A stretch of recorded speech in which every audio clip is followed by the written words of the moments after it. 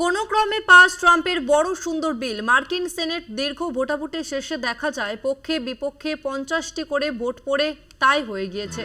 তাই কাটাতে vice president JD Vance casting vote দেন বিলের পক্ষে। এবার বিলটি যাবে হাউস অব রিপ্রেজেন্টেটিভে। ওদিকে বিল পাস হলেই নয়া দল করবেন মাস্ক।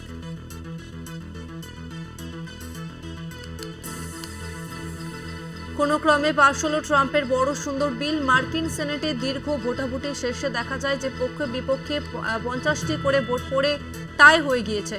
তাই কাটাতে vice president JD Vance casting vote দেন বিলের পক্ষে। এবার বিলটি যাবে হাউস অব রিপ্রেজেন্টেটিভসে। ওদিকে নতুন বিল পাশ হলেই দল গড়বেন এলন মাস্ক।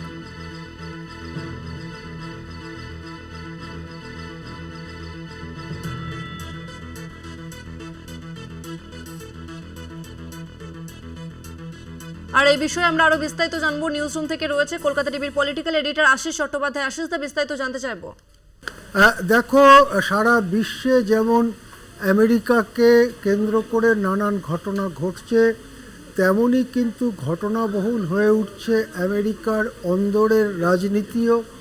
সেখানে একটি অত্যন্ত গুরুত্বপূর্ণ অর্থ বিল বা আর্থিক বিল, যাতে সরকারের কর বসানোর অনেক পরিবর্তন, কর এতদিন যেভাবে বসানো হতো তার অনেক পরিবর্তন করার কথা বলা হয়েছে। সরকারের ঋণ নেওয়ার ক্ষমতা, ধার করার ক্ষমতা অনেক বাড়ানোর কথা বলা হয়েছে। এই রকম একটি বিতর্কিত বিল জানিয়ে ব্যাপক বিরোধিতা তৈরি হয়েছে আমেরিকার অন্দরেই। সেই বিলটি সেনেটে আলোচনার জন্য উঠেছিল এবং সেনেটে ঐতিহাসিক 19 ঘন্টা ধরে ভোটাভুটি হয়েছে। এই যে ভোটাভুটির সিস্টেম, তাকে ভোট এ রামা বলা হয়। রামার সঙ্গে ভারতের রামচন্দ্রের কোনো যোগাযোগ নেই। এই জিনিসটা, যে পদ্ধতিতে ভোট হয়, তাকে ভোট এ রামা বলা হয়। এই ভোটাভুটি যখন চলতে থাকে তখনই তার মধ্যেই কোনো সাংসদ ইচ্ছে করলে সংশোধনী জমা দিতে পারেন। সেই সংশোধনী যদি বিধিসম্মত হয় তাহলে সে ব্যাপারেও সেনেটকে মতামত জানাতে হয়। এইভাবে প্রায় রাত দিন কেটে যায়। 19 ঘন্টা ধরে ভোটাভুটি চলবার পরে দেখা যায় 100 সদস্যের সেনেট। সেনেট হচ্ছে আমেরিকান সংসদের উচ্চ কক্ষ। সেই উচ্চ কক্ষ সেনেটে 100 জন সদস্য আছেন। তাতে ভোটাভুটির পরে দেখা যায় পক্ষেও 50, বিপক্ষেও 50টি ভোট পড়েছে।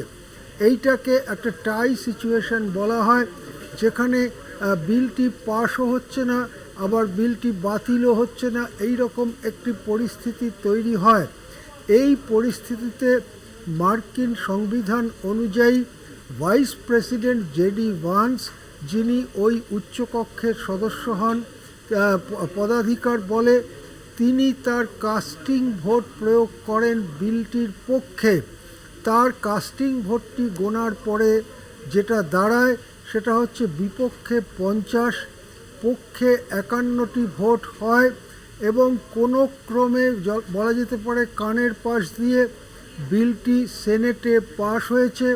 কিন্তু সেটা নিয়ে সারা দেশ জুড়ে এতটাই নানা রকম বিতর্ক হচ্ছে যে সেনেটে যাদের পার্টিগতভাবে ট্রাম্পের পার্টি রিপাবলিকানের পক্ষে, তাদেরও সকলের ভোট বিলটির পক্ষে পড়েনি হয়তো, এবং কয়েকজন নির্দল ধরনের সাংসদ আছেন সেনেটে, তাদের ভোটও ট্রাম্প পাননি বলেই মনে করা হচ্ছে।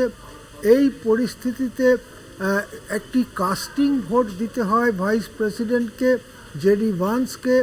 সেই কাস্টিং ভোটের ওপরে ভর করে সেনেটে কোনো ক্রমে পাশ হয়েছে বিলটি এবারে যাবে আমেরিকান সংসদের নিম্ন কক্ষ বা সরাসরি যারা মানুষের দ্বারা নির্বাচিত হন সেই এমপিদের কক্ষে। সেটাকে হাউস অব রিপ্রেজেন্টেটিভস বলা হয়।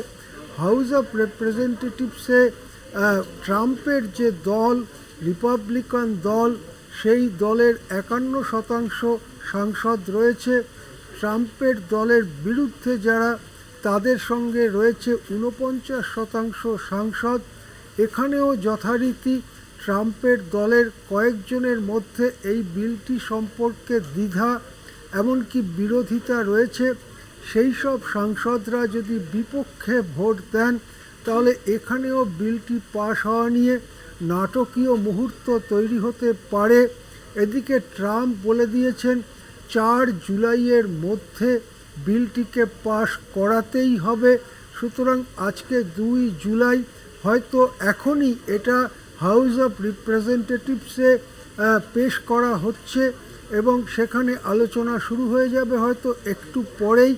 এদিকে এই বিলটি যদি 2 কক্ষে পাশ হয় তারপরে কতগুলো পদ্ধতি মেনে বিলটি আইনে পরিণত হবে।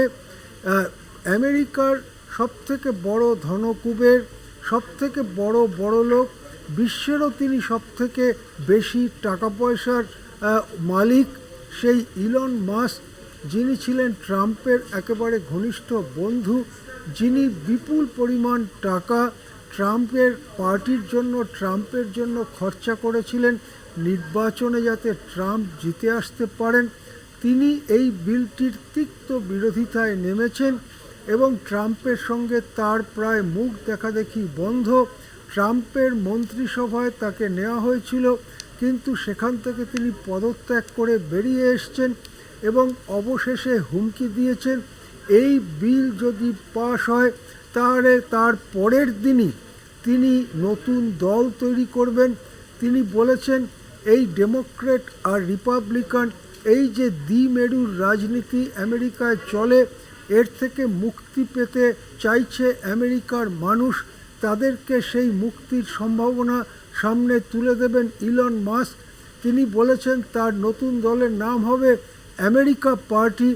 আমেরিকা পার্টি গঠিত হওয়ার কথা তাহলে যদি 4 তারিখে হাউস অফ রিপ্রেজেন্টেটিভসে তা পাশ হয়, যদি 5-6 তারিখে তা আইনে পরিণত হয়, তাহলে যেদিন আইনে পরিণত হবে তার পরের দিনই তিনি একটি নতুন পার্টি করবেন।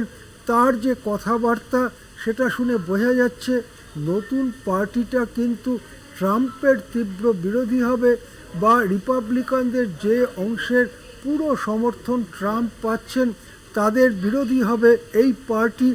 এমনকি ইলন মাস্ক এটাও বলে দিয়েছেন যে সামনের বছর রিপাবলিকান দলে যে প্রাইমারি হতে চলেছে, অর্থাৎ প্রাথমিক নির্বাচন, সেই নির্বাচনে যারা যারা ট্রাম্পের বড় সমর্থক তাদের বিরুদ্ধে তিনি প্রার্থী দাঁড় করিয়ে তাদেরকে হারিয়ে দেবেন। এই হুমকিও ইলন মাস্ক দিয়ে রেখেছেন। স্বভাবতই গত মাসখানেক ধরে হঠাৎই বিরাট উত্তেজনা আমেরিকার রাজনীতিতে। একদিকে যখন নিউ ইয়র্কে এমন একজন মেয়র নির্বাচিত হতে চলেছেন বা হতে পারেন, মামদানি, যিনি নিউ ইয়র্কের গরিব মানুষ, খেটে খাওয়া মানুষ, রাস্তায় থাকা মানুষ, সেই মানুষদের পক্ষ অবলম্বন করে একাধিক কর্মসূচি নিচ্ছেন, যাকে আবার ট্রাম্প কমিউনিস্ট বলে অভিহিত করেছেন এবং যাকে গ্রেপ্তার করা হবে বলে হুমকি দিয়ে রেখেছেন ট্রাম্প। সেইটা যেমন একটা বিরাট উত্তেজনা নিউ ইয়র্কে তৈরি হচ্ছে, তেমনি আবার মাস্কের নতুন পার্টি ট্রাম্প বিরোধিতায় নামলে সেটাও একটা নতুন উত্তেজনা আমেরিকার রাজনীতিতে তৈরি হবে, যা হয়তো আমেরিকার নানা নীতিকে প্রভাবিত করবে। সব মিলিয়ে বলা যায় অনেক বিরল ঘটনার সাক্ষী হচ্ছে আমেরিকা তথা বিশ্বের সবথেকে বড় অর্থনৈতিক শক্তির এই দেশটি। এখন এই উত্তেজনা কিভাবে সামলায় সেটাই দেখার। ধন্যবাদ আপনাকে আশিস দা। আর একবার জানিয়ে রাখবো, কোনো ক্রমে পাশ হলো ট্রাম্পের বড় সুন্দর বিল। মার্কিন সেনেটে দীর্ঘ ভোটাভুটির পর শেষে দেখা যায় যে পক্ষে বিপক্ষে 50টি করে ভোট পড়ে এবং টাই হয়ে যায়। টাই কাটাতে vice president JD Vance casting vote দেন বিলের পক্ষে। এবার বিলটি যাবে হাউস অফ রিপ্রেজেন্টেটিভসে। ওদিকে বিল পাশ হলেই নতুন দল করবেন ইলন মাস্ক।